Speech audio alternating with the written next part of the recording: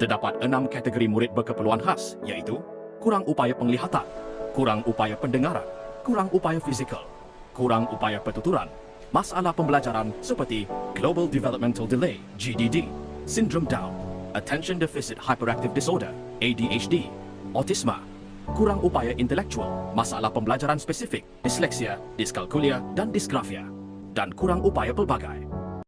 Assalamualaikum dan salam sejahtera. Hari ini kami akan menceritakan tentang kanak-kanak berkeperluan khas seperti proses pembelajaran mereka, teknik yang diajar oleh guru mereka, sokongan yang mereka dapat serta sedikit penambahbaikan PDPC untuk belajar ini. Saya merasa seronok belajar di sini kerana ramai kawan-kawan seperti saya masalah pendengaran.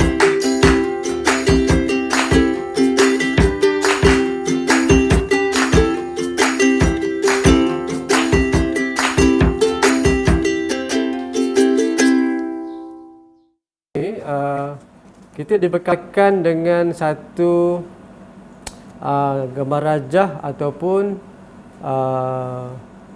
bahasa isyarat untuk memudahkan murid-murid tadi membaca ayat tadi, di mana ada terma bahasa Melayu ataupun yang tu yang mereka kurang faham. Jadi bahasa isyarat tadi membantulah. Masalah utama yang dilihat di kalangan MBK ialah kurang tumpuan dan minat terhadap pengajaran secara konvensional. MBK juga memerlukan masa yang agak lama untuk cukup memahami satu konsep baharu dan mempunyai ingatan jangka pendek jika konsep tersebut tidak diaplikasikan.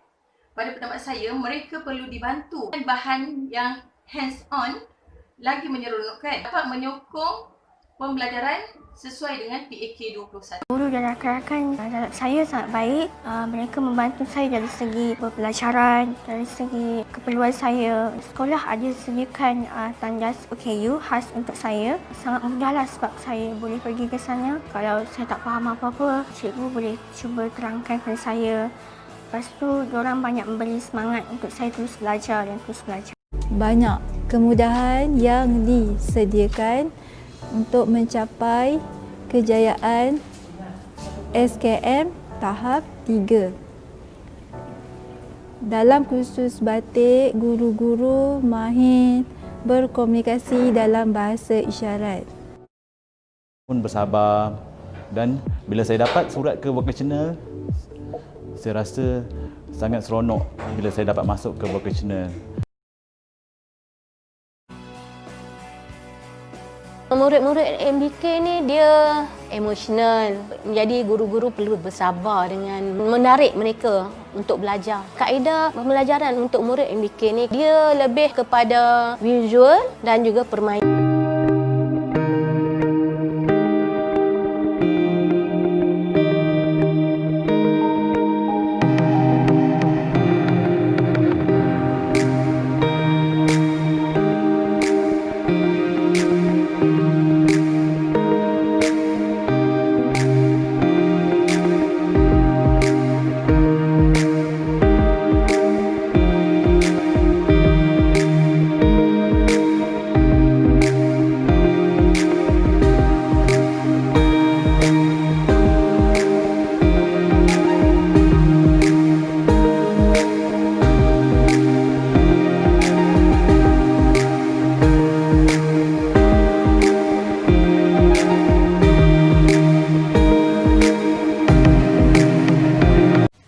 Seterusnya, Kementerian Pendidikan akan melaksanakan Zero Reject Policy secara berperingkat bermula 2019 bagi murid berkeperluan khas atau MBK.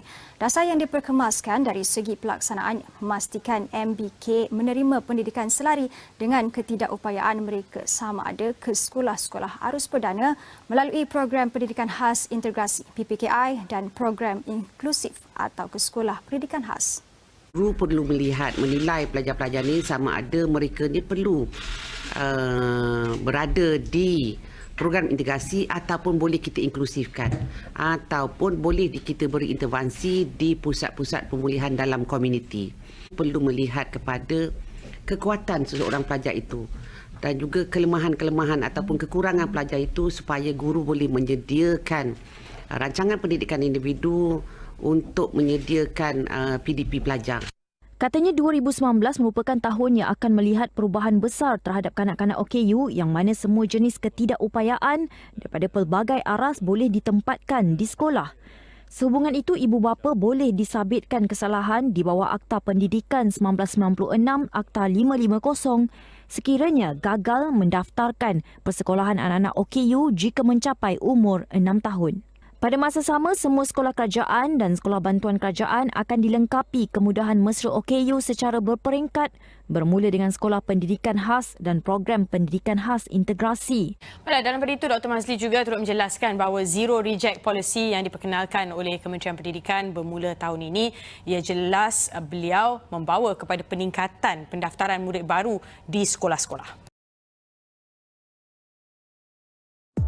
Antara bantuan dan khidmat sokongan yang disediakan Kementerian Pendidikan Malaysia untuk MBK termasuk allowance murid khas, bayaran makanan asrama dikecualikan bagi MBK di asrama sekolah pendidikan khas, lanjutan tempoh belajar sehingga 2 tahun, tambahan 1 tahun jika murid mengikuti pendidikan vokasional di sekolah menengah pendidikan khas vokasional, tambahan masa ketika menduduki peperiksaan awam.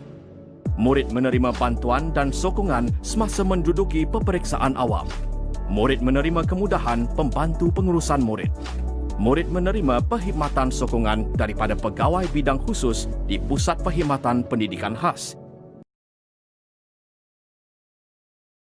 Cadangan penambahbaikan PDPC untuk pelajar berkeperluan khas atau pendidikan khas boleh dilaksanakan melalui pembelajaran atas talian. Sebagai contohnya, sekarang ini seperti yang kita ketahui, pandemik COVID-19 menyebabkan sekolah terpaksa ditutup berikutan penularan wabak COVID-19.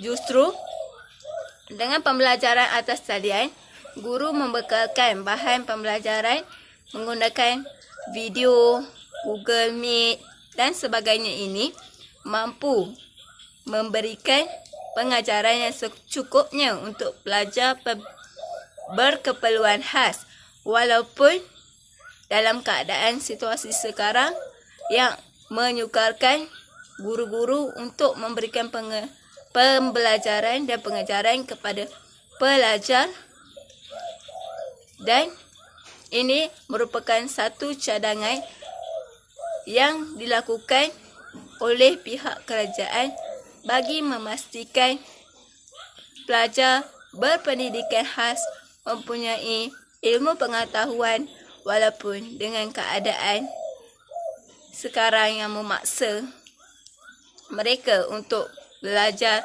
dengan norma yang baharu. Seperti yang kita tahu, pelajar pendidikan khas sangat berbeza daripada pelajar-pelajar biasa. Jadi, sebagai seorang guru, perlu peka dan sentiasa mengambil inisiatif dalam meningkatkan kefahaman dan kemahiran para pelajar. Bagi penambahbaikan PDPC pendidikan khas, guru-guru boleh menjadikan bahan bantu mengajar yang lebih kreatif. Sebagai contoh, guru-guru boleh menggunakan cardboard dalam sesi pengajaran dan pembelajaran. Penggunaan cardboard sangat baik untuk para pelajar yang lemah dalam mengenal huruf. Penggunaan cardboard juga sangat digalakkan bagi menarik minat para pelajar dalam pembelajaran. Selain itu juga, guru-guru juga boleh memperkenalkan permainan semasa pengajaran dan pembelajaran. Penggunaan permainan putaran ronda semasa dalam pembelajaran bukan sahaja mampu memberi fokus kepada para pelajar, malah ia juga mampu mengelakkan pelajar-pelajar berasa sangat bosan semasa proses pembelajaran berlaku.